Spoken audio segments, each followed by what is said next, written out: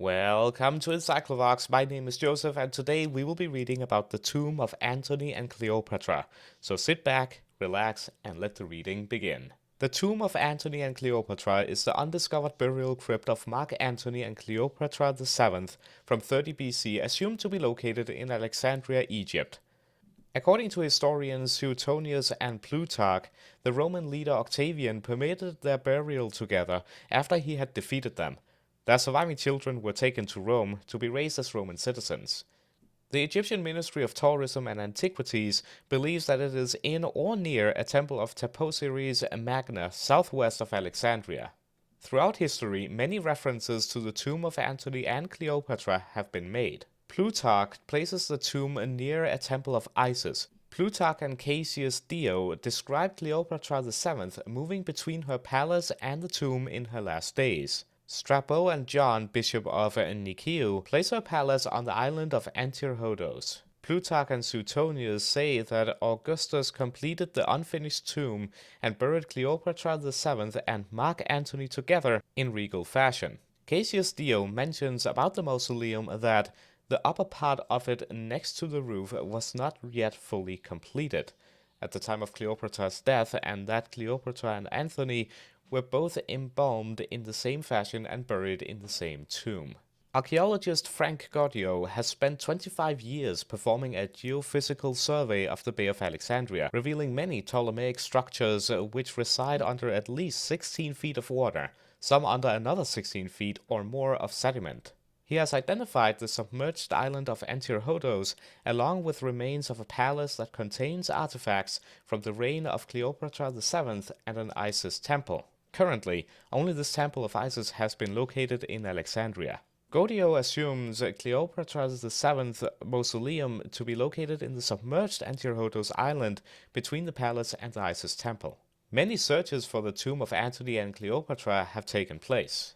Reports in 2008 and 2009 focused on an announcement by the noted Egyptologist Zahi Hawass that he might find the tomb in Taposiris Magna, a temple to Osiris located west of Alexandria, Egypt. Excavations carried out by Kathleen Martinez have yielded 10 mummies in 27 tombs of Egyptian nobles, as well as coins bearing images of Cleopatra and carvings showing the two in an embrace. So far, the tomb itself remains elusive, but the temple excavations continue, with additional sites below the surface identified using ground-penetrating radar in 2011.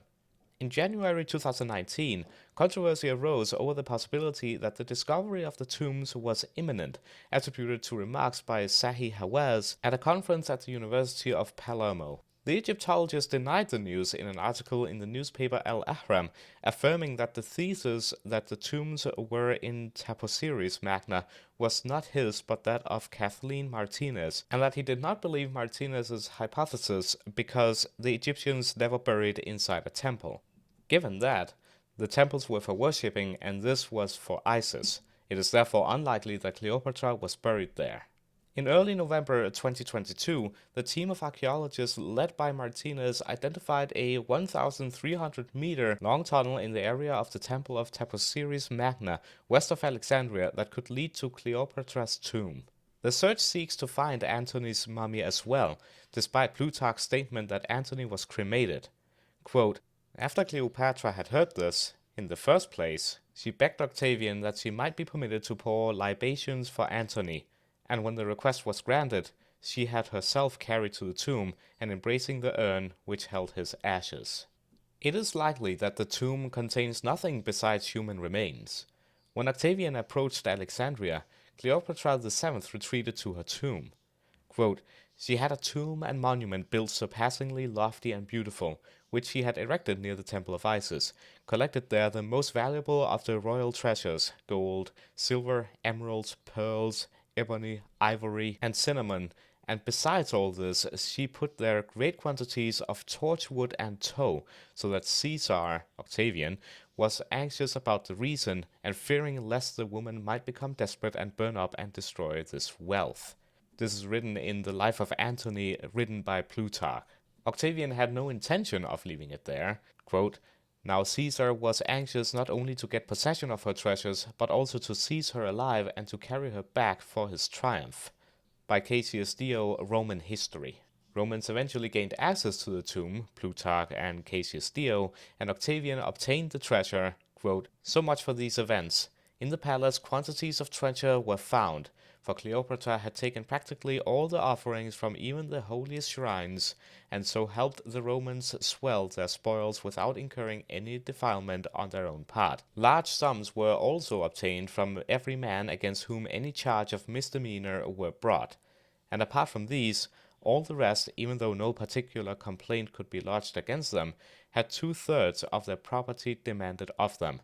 Out of this wealth were the troops received what was owing them, and those who were with Caesar Octavian at the time got in addition 1,000 sesterces on condition of not plundering the city. Repayment was made in full to those who had previously advanced loans, and to both the senators and the knights who had taken part in the war large sums were given. In fine, the Roman Empire was enriched and its temples adorned." By Cassius Dio in Roman History. And so that is the article of the Tomb of Antony and Cleopatra on Wikipedia. If you enjoyed this story, I'm sure you will enjoy the last one we did about terrare, about a man who ate basically anything, even live cats. Yeah. If you enjoyed this reading, be sure to subscribe to not miss the next episode, because there's plenty more where this came from. Have a good day. Goodbye.